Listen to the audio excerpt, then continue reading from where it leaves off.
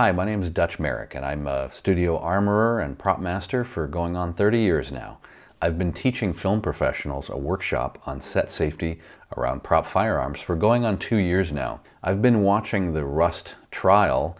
The opening statements happened today, and so I followed very closely the sworn statements, affidavits, all the public information, the OSHA report, the FBI report, and I feel like I've got a decent grasp on this, yet the trial is still revealing and quite informative. But every class that I teach once a month, we literally break down the Rust incident and the investigations, and we go over that with a room full of film professionals and get people's take on it. I did find a pretty stark difference between the defense attorney and the prosecutor. The defense attorney clearly has done his homework and has a far better grasp of the languaging and the processes that are normal for an armorer or a prop master to handle guns on a film set. The prosecutor, I felt like he was stumbling with the language. He was trying to explain it to the jury, and I think he missed the mark on several terms, and it was honestly a little bit confusing. One revelation that came out in the opening statements of the defense today was that Sarah Zachary, the show's prop master, had called Seth Kenny, the guy that provided the ammunition and the dummies and the blanks. She called him immediately after the incident had occurred, texted him emergency, called him on the phone, and right after that phone call, apparently she went to several of the actors' belts or guns and removed dummy bullets and disposed of those. And then further, she took stuff from the prop cart, took it away from there and put it on the prop truck, but we're not certain what that is. I find that really alarming that she essentially tampered with evidence and took some rounds out of there. What were those rounds? Seth Kenny is a character that I don't think he's getting enough attention in this drama, if you will. He provided guns and dummies and blanks, and there's a very good chance that the live rounds that were in that gun came from his supply of dummies. But we don't know that. The prosecutor is not investigating that, and I find that really troublesome. There are so many hands involved in this tragedy. There were so many players that it took, so many failings in this chain of events that any one of them would have changed the course of history. But if you boil it all down, you come down to why was there live cartridges on a film set without telling anybody for the first time in anybody's memory, probably the first time in history. 6 live rounds. I find it's interesting that the number 6 implies to me that it was one full load of a revolver, of a 6-shot revolver.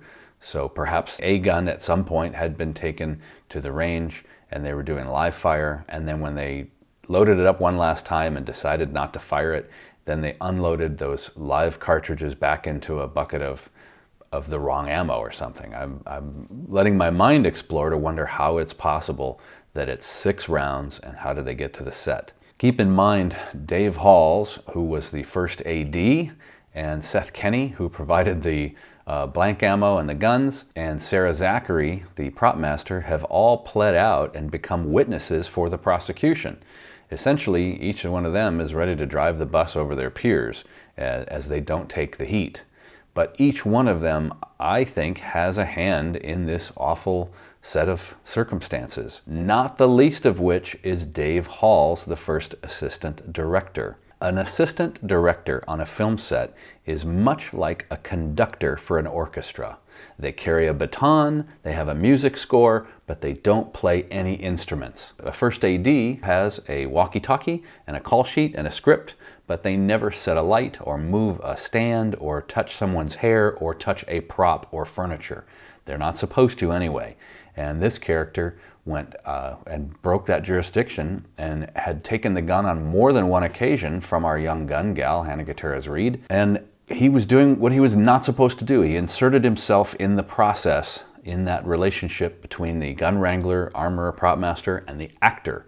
He inserted himself in what to us is a sacred process that you would never interfere with. I guess if the defense is going to make a case, she never handed a gun to Alec Baldwin in that instance. She gave it to Dave Halls. He is the one that gave it to Alec Baldwin, aside from the fact that he told Alec Baldwin it was cold. And Alec Baldwin, you know, a lot of people want to lay all the blame on him. Hey, he was the guy holding the gun. Well, it's not that simple. He was told by 2 film professionals, there's a chain of people that had that gun before him, that the gun was safe, or what we call cold. There's no rounds in there. There are the basic shooting rules of don't point a gun at somebody, keep your finger off the trigger, and treat the gun as though it is loaded. And those are rules that we abide by all the time. However, you can't hold those as sacrosanct because we break rules all the time. You know, there's a rule that says you're not supposed to pour gasoline on someone and light them on fire. But we do. We do that on camera with some regularity. Those are things you're just not supposed to do in regular society. But behind the camera, under carefully controlled circumstances, we do exactly that. We shoot guns at people. We light people on fire. We smash cars into buildings. We crash helicopters.